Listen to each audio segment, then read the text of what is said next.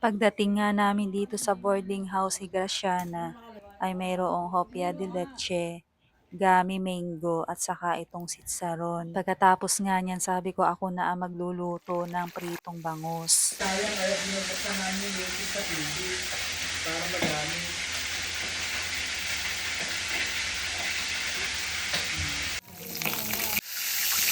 Parang handa.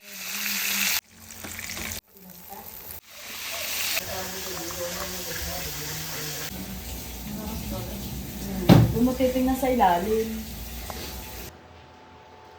Kain.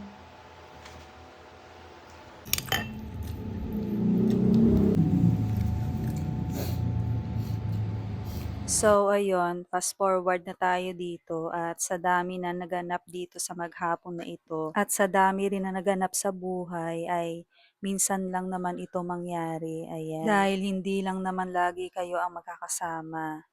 Kaya eto, sinusulit na ang oras, ayan. At dahil maya-maya ay uuwi na rin kami. At si Jane nga pala ang kasama niya dito sa bahay. 7 PM pa ang kanyang uwi galing work. Siya rin ang kasama niya sa trabaho. Bali, 2 years na sila ritong naninirahan sa boarding house na ito.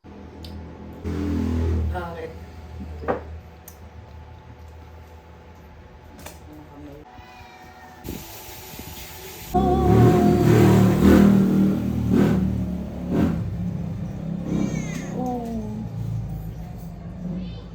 Mag-asawa ba kayo? Kumain na kayo? Ay, cellphone na yun. Ay. Ano naman yan ah? Ang dami.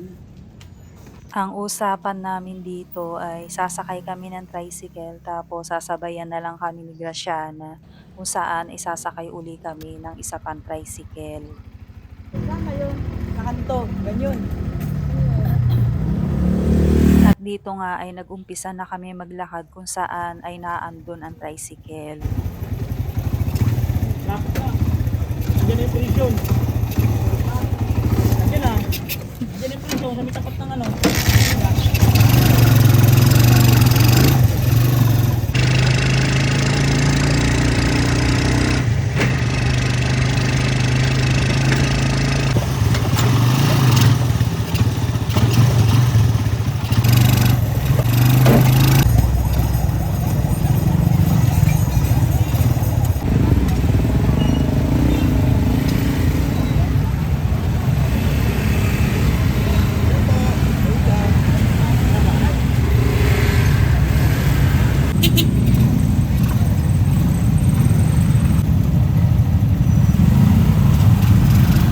At dito nga kami binaba kung saan sasakay uli kami na isa pang tricycle papuntang Lumang Walter Mart kung saan ay doon kami sasakay pa uwi. At dito nga ay nilakad lang namin dahil malapit lang naman dito yun.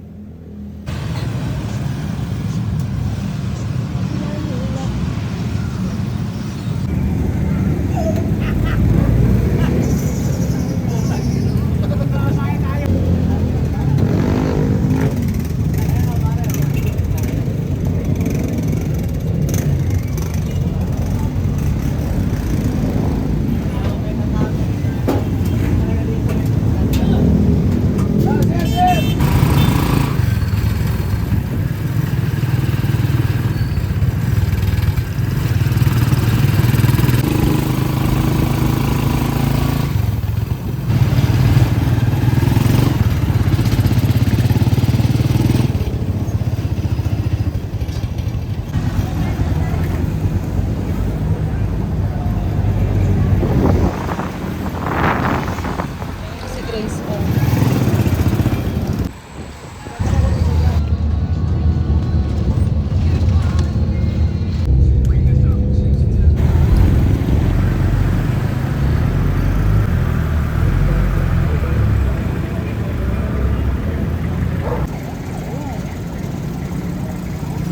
Ah, sinod! Sinod! Ah, sinod! Sinod! Diba? Ah, dito pala ako. Ah, sinod! Sinod!